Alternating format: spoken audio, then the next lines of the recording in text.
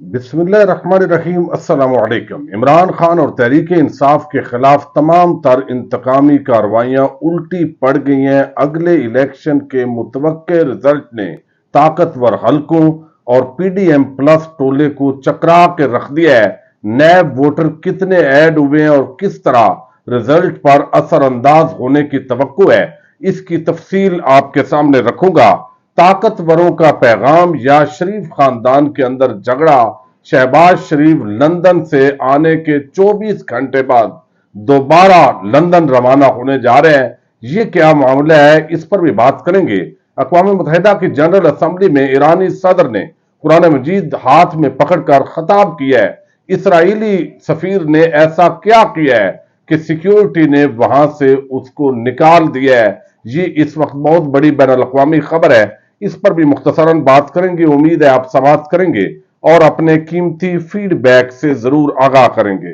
ایران اور اسرائیل کی ایک بڑی ٹسل ہے اور ہم دیکھ رہے ہیں امت مسلمہ کے جتنے بھی ممالک تھے پہلے وہ اسرائیل کو ایک ناجائز ریاست سمجھتے تھے۔ پاکستان آج بھی اس کو ناجائز ریاست سمجھتا ہے، لیکن عرب ممالک کے ساتھ چونکہ تعلقات بہتر ہو رہے ہیں، پھر امریکہ اور کچھ اور ممالک کا عام کردار ہے، اور یو اے ای آلریڈی اسرائیل کو تسلیم کر چکا ہے، اور آئندہ اس عرصے کے اندر توقع ہے کہ سعودی عرب کے ساتھ بھی اسرائیل کے جو تعلقات ہیں وہ بہتر ہونے جا رہے ہیں۔ اس ماحول کے اندر ایران اور سعودی عرب کے آپس کے اندر تعلقات بہتر ہوئے ہیں، لیکن ایران آج بھی اسرائیل کو ایک ناجائز اور ناپاک ریاست سمجھتا ہے۔ جہاں بھی عالمی فورم پر گفتگو ہوتی ہے تو وہاں پہ یہ پھڈا پڑتا ہے۔ ایرانی صدر نے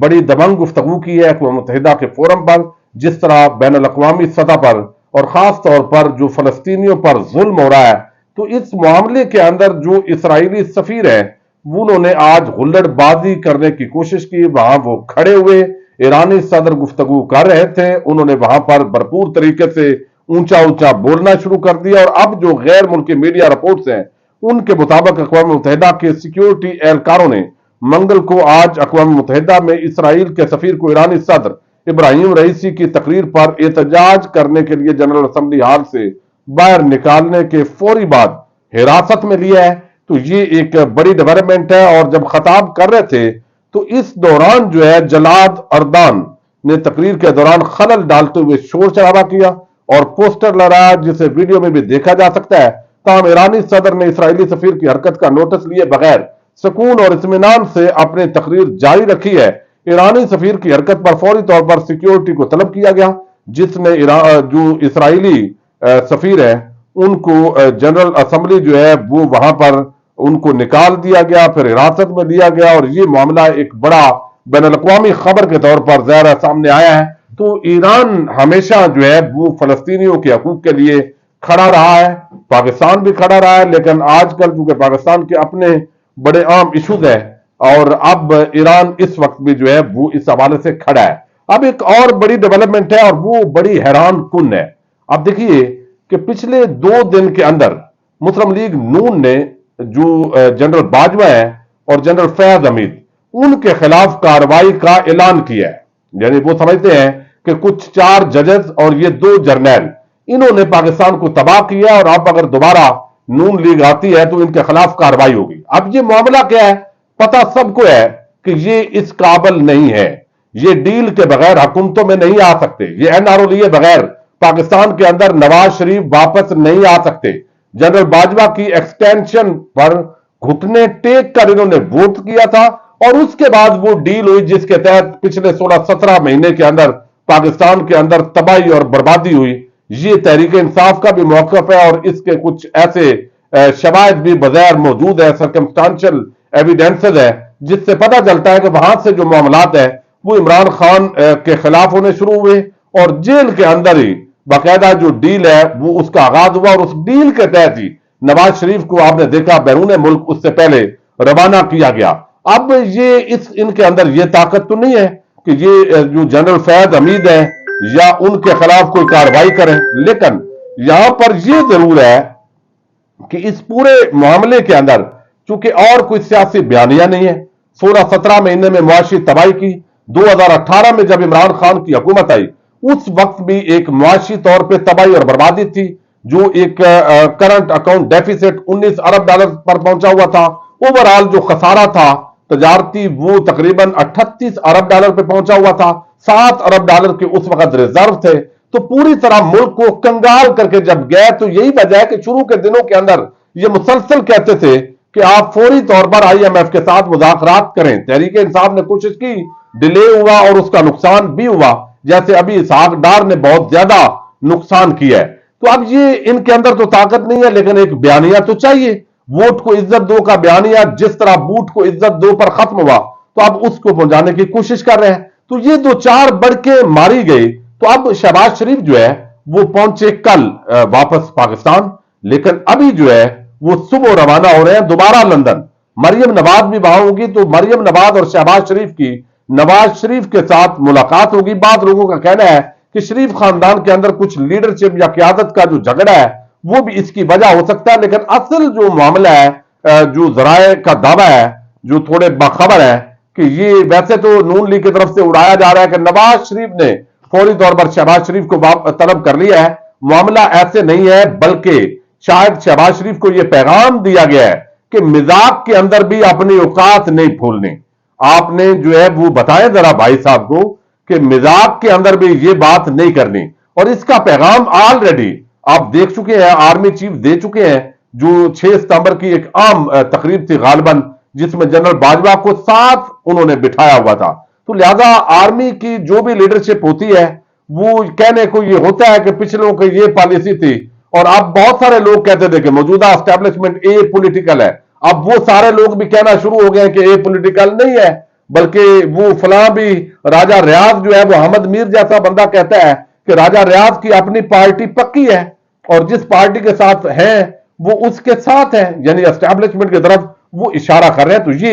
एक बड़ा ब्रेक थ्रू है कि फौरन यानी 24 से 48 घंटे में शहबाज शरीफ का पाकिस्तान आना और दोबारा फौरी तौर पे वापस जाना। अब यहां पर जो है एक और बड़ी डेवलपमेंट है, और वो ये कि इस वक्त ये सारे तजज़िये हो रहे हैं। पहले ये तवक्को थी कि इलेक्शन डिले होंगे, यानी 1.5-2 साल तक शायद इलेक्शन ना हो, और ये तासर बनाया जाए कि हम चूंकि एहतसाब कर रहे हैं सारे सियासतदानों का, तो ये एक दफा बाल सफाई होनी चाहिए, और ये पुराना एस्टेब्लिशमेंट का ख्वाब था। लेकिन अगर तो तहरीक इंसाफ दूसरी तरफ होती तो फिर ऐसा ना होता। लेकिन अवाम इस वक्त ये समझती है कि भाई आपने एहतसाब करना किसका है? जो सबसे बड़े डाकू चोर थे उनको तो आप इख्तिदार में लेकर आए, फैसिलिटेट किया, और मुबैना तौर पर डील हुई, इमरान खान की हुकूमत का तख्ता उल्टा गया। तो बाकी छोटे छोटे जो कड़छे चमचे खुशामदी, उनका एहतसाब का कोई इंपैक्ट नहीं पड़ा, पिछले दिनों के अंदर भी हम देख चुके हैं। तो लिहाजा ये मामला भी है। दूसरा यह है कि अगर बल्ले का निशान खत्म कर दिया गया तो फिर इलेक्शन की कोई क्रेडिबिलिटी नहीं होगी, तो इसलिए बल्ले का निशान रखना भी जरूरी है। लेकिन बल्ले का निशान रखें तो इस वक्त जो तज्जिया हो रहा है उसके मुताबिक 2 करोड़ से ज्यादा नए वोटर वो शामिल हुए हैं पिछले 3 साल के अंदर। अब आज जो डाटा गुज़श्ता रोज आया, मैं थोड़ा सा उस हवाले से इसने सबको हिला के रख दिया है, परेशान किया हुआ है। इस वजह से अब धांधली जो है वो क्या उसकी नेचर है उसका अभी से आगाज हो गया, वो मैं आपको बताता हूं। इस वक्त जो है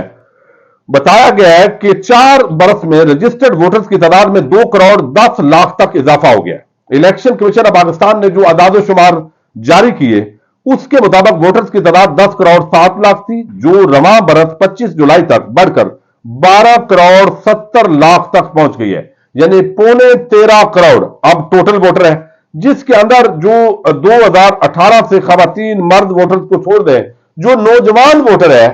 उनकी तादाद इस वक्त, यानी अगर आप नौजवान 45 साल जो है उस एज के लोगों को आप नौजवान गिने, 35 साल के नहीं 45 साल का जो डाटा है उम्र के, वो तकरीबन 7.5 करोड़ के नजदीक नौजवान तबका बनता है। अब ये 7.5 करोड़ ये वो वोटर है जिसके अंदर तकरीबन 2 करोड़ से ज्यादा वो शामिल हो गए नए नौजवान। और ये वो नौजवान है जो सोशल मीडिया देखते हैं, जो टीवी की खबरें नहीं सुनते, जो अखबार नहीं पढ़ते, और उनको पता है ये किस तरह एंकर जो है वो किस जमात के साथ उनकी क्या वाबस्तगी है, तो वो देख रहे हैं और सोशल मीडिया से मुतासर है। और उनका जो हीरो है वो नवाज शरीफ या मरियम नवाज या बिलावल तो नहीं हो सकते, और वो हम आए रोज देख रहे हैं। तो ट्रेंड ये है کہ عمران خان کے خلاف زیادتی ہو رہی ہے, عمران خان کی حکومت غلط طریقے سے بھیجی گئی, پھر جو کھاؤ قبائل پاکستان پر مسلط ہوئے انہوں نے پاکستان کو تباہی اور بربادی کے دہانے پہ پہنچا دیا ہے. تو یہ جو نفرت کی علامت ہے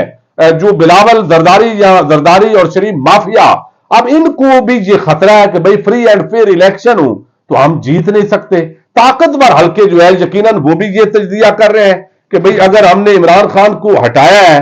یا نہیں بھی ہٹایا, ہٹانے میں معاونت کی یا خاموشی اختیار کی, جو بھی بیانیہ ہو, تو اب اگر دوبارہ عمران خان آتا ہے, معاملات خراب ہوئے ہیں, تو پھر ہمارے لیے تو اور پریشانی کی بات ہوگی. تو دوسرا بات یہ ہے کہ الیکشن ڈے پر اگر عوام زیادہ تعداد میں ووٹ ڈالے تو اس وقت تو دھاندلی اس طریقے سے ممکن نہیں ہے, چونکہ لوگ اب پیرا بھی دیتے ہیں, سوشل میڈیا کا دور ہے, پتا چلتا ہے کہ یہاں رزلٹ دے کے آپ نے نکلنا ہے. تو اب اس کی جو چیزیں نظر آ رہی ہیں, چونکہ اتنے کروڑوں ووٹرز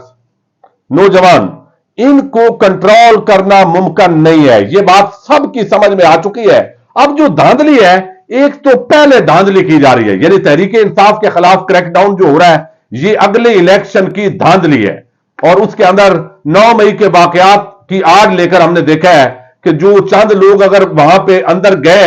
تو ان کو چھوڑ کے وہ تو 200-400 لوگ ہوں گے, لیکن پوری تحریک انصاف کو پھر بہت سارے امیدوار جو تکڑے تھے ان کو روکنا, پھر پریس کانفرنسیں کر کے پارٹی جو ہے اس کو توڑنا, اور پھر اب مزید جو کریک ڈاؤن ہوں گے اس کے اندر مزید کوشش ہوگی کہ کچھ اور تکڑے امیدوار جو MNAs MPAs بن سکتے ہیں وہ تحریک انصاف کو چھوڑ جائیں. تو ایک اس کے اندر یہ پاسبلٹی ہوگی کہ وہ لوگ جو تکڑے امیدوار ہوں گے, ظاہر ہے ووٹر تو بہت ہے تحریک انصاف کے پاس, لیکن دیہی علاقوں کے اندر برادری کا ووٹ ہوتا ہے, مجبوریاں ہوتی ہیں, اور وہاں پہ یہ ساری چیزیں جو ہے وہ چاہتے ہوئے بھی دیکھنی پڑتی ہے. تو وہاں لوکل ایریاز کے اندر خاص طور پر جو ہے وہ یہ چیز دیکھی جائے گی, اور وہاں اگر تکڑا امیدوار نہیں ہوگا جو کروڑوں روپے لگا سکے, جس کی پہلے کوئی حلقے کے اندر اچھی پہچان ہو, تو وہاں جو ہے وہ تحریک انصاف کا جتنا ایک تو مشکل بنا دیا جائے گا.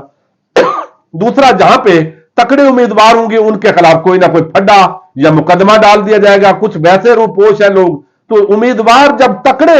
تحریک انصاف کے خلاف نہیں ہوں گے اور ان کے لیے فضا سازگار نہیں ہوگی, تو لہذا یہ ایک بہت بڑی دھاندلی ہے جو اس وقت بھی جاری ہے اور ابھی الیکشن تک یہ جاری رکھی جائے گی, یہ بظاہر نظر آ رہا ہے. اب دوسرا یہ ہے کہ اگر یہ تمام حربے ناکام ہو جاتے ہیں اور لوگ انتقام کے اندر تحریک انصاف کو ووٹ ڈال دیتے ہیں, تو پھر اس کا ایک ایکشن کیا گیا ہے استور گلگت بلتستان کے اندر. آپ نے دیکھا خالد خورشید کے والد خورشید جنہوں نے الیکشن لڑا اور ابھی تقریباً 14 دن ہو گئے ان کا رزلٹ نہیں آیا, الیکشن کمیشن روک کے بیٹھا ہوا ہے, چیف کورٹ نے بھی حکم دیا, اس کے باوجود نوٹیفکیشن جاری نہیں کیا جا رہا, حالانکہ واضح طور پر وہ الیکشن جیتے ہوئے ہیں. تو اب کیا ہوگا کہ رد و بدل کر دیا جائے گا, پھر جب فائنل رزلٹ جاری نہیں ہوگا رد و بدل کریں گے, انتظامی مشینری ساتھ ہوگی, ڈی سی ڈی پی او پولیس والے الیکشن والے دن کے اندر بھی تحریک انصاف کے لیے مشکلات پیدا کریں گے, تاکہ کم سے کم تکڑے امیدوار نہ ہوں, جو تکڑے ہیں ان پر کیسز بنا دیے جائیں, ہلکے امیدوار ہوں اور ان میں بھی کچھ اگر جیتنے کی پوزیشن میں ہوں تو الیکشن ڈے پر بھی ایسا ماحول ہو, اور اس کے بعد پھر معاملات آپ کو علم ہے جب آپ واضح طور پہ آج ایک حلقے کے اندر اگر رات کو 10,000 کی لیڈ سے جیت بھی جائیں تو جب وہ صندوق لے کے جائیں گے وہاں پہ ٹھپے لگا کے تحریک انصاف کے کچھ لوگوں کو ہرا لیا جائے گا, اور پھر جو ہے وہ ظاہر ٹریبیونل میں جائیں گے, پھر الیکشن کمیشن میں اپیلیں ہوں گی, عدالتوں کے اندر, اور عدالتیں تو اتنی اپاج اور نکما نظام ہو چکا ہے, 2-2 سال 5-5 سال لوگ ایم این اے رہ لیتے ہیں اور اس کے بعد بھی فیصلے نہیں آتے. تو یہ مختلف جو ٹولز ہیں وہ اب استعمال کیے جا رہے ہیں. یہ بات اب تقریباً طاقتور حلقے ہوں یا پی ڈی ایم پلس ٹولہ ہو, انہوں نے جو سیاسی تجزیات کیے ہیں جو ابھی تک نواز شریف واپس آئے نہ آئے, عوام کی صحت میں اس کا کوئی فرق نہیں پڑنا, نہ ہی لوگوں نے اس تعداد میں نکلنا ہے, میڈیا مہم ہے وہ چلتی رہے گی. تو یہ بظاہر یہ طے کر لیا گیا کہ بلے کا نشان برقرار رکھا جائے گا اور کچھ ایسے ٹولز استعمال کر کے تحریک انصاف کی نشستیں کم کی جائیں گی, اور پھر بھی اگر زیادہ امیدوار جیتیں گے تو اس کو تسلیم نہیں کیا جائے گا, کچھ اور طریقے استعمال ہوں گے. تو لہذا یہ جو معاملات ہیں یہ کرنے کی کوشش ہو رہی ہے, اور یہ بات سمجھ آ گئی ہے کہ تحریک انصاف کو ہرانا فری اینڈ فیئر الیکشن کے ذریعے ممکن نہیں ہے. دیکھتے ہیں آنے والے دنوں کے اندر کیا ہوتا ہے. اجازت دیجیے گا, اللہ حافظ.